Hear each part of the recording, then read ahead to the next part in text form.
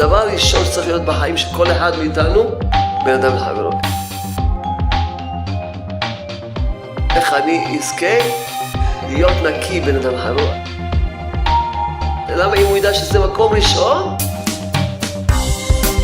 הוא יהיה מוכן לוותר, ואפילו יבטלו אותו מתורה, מה שלא יהיה, קש לא לפגע בשום. לא לפגע בשום בן אדם. במלחמת ששת הימים היה הפגזות, וכל המקלט רעד, וכולם כן אומרים שמע ישראל, ומקבלים קבלות, פעם, שיש זה...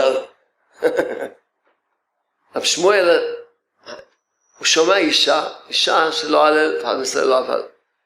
ממש הייתה מסכנה, ממש הייתה עגונה, ומסכנה הייתה צריכה לגדל את הילדים לבד, ומסכנה הייתה כובסת של להביא את הפרנסה שלה, והיו פה ושם פוגעים באנשים, ואנשים שלהם פה. עד מה חיים שומע אותה. הוא ישב ושומע אותה מדברת. ריבונו של העולם, וכולם היה, כמו שאמרתם, זה אומר כמה, שמע ישראל, זה, הוא שומע אותה. ריבונו של העולם, אני מוחלת לכולם על כל מה שציירו אותי. ואומרת לריבונו של העולם, אומר, תראה, ריבונו של העולם, תראה, מה אני מסוגלת, אישה פשוטה כמוני, מה אני מסוגלת? אתה יודע טוב כמה פגעו בי. אני מוחלת לכולם. אז תמחה לנו. רב חיים אמר זהו, ידעתי באותו שנייה שזהו, שאנו ניצלים, כי היה פחד ופחדו, עכשיו ניצלים במלחמה ומצליחים. ממש בזכות המחילה הזאת, היה ישועה. וזה בחשין. היה אומר כל הזמן, סרטן, שר טינה. תסיר את הטינה בלב שלך, תהיה בריא. שלא יהיה לך שום טינה על אף בן אדם בעולם. זה כוח של מחילה. מחילה זאת להיות מחלה. כשאדם הוא מוחל, כל המחלות הולכים ממנו. מי פגע בך? השם בך. הוא רק מקל.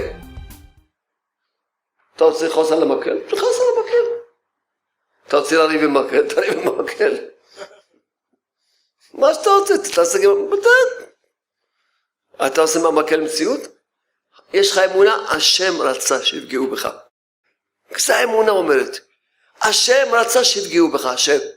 השם בכבודו בעצמו קבע בשמיים, בדין שיפגעו בך. אז מסכן לאותו מסכן, נבחר, הוא מסכן. גלגלו על ידו, מגלגלים חובה דחיה, מסכן אותו מסכן, דפוק לו החיים. שמקום מגלגל עליו איזה זכות, גלגלו החובה. מספיק כבר דפוק לו החיים, שהוא פגע בך. כמה מספיק, שמסכן. אם היה זוכה, מגלגל על ידו איזה זכות, שיעביר איזה $1,000,000 על מישהו, גלגלו איזה זכות. לשמח מישהו, לחייך למישהו, להיטיב למישהו, מסכן גלגלו על ידו, חובה, לפגוע במישהו. אבל מי פגע בך? השם ברוך רוצה. על פי דין ומשפט. אין שום איסורים בעולם הזה שבאים לא על פי דין. אין פה בעולם הזה טעויות. אין טעויות בעולם הזה. לכן אתה לא יכול למחול. הנל בוא תן לי אמונה. שכל מה שקרה לי זה ככה אתה רוצה. ואם אתה רוצה זה הכי טוב בשבילי. אין רע יוצאים פני הקדוש ברוך הוא.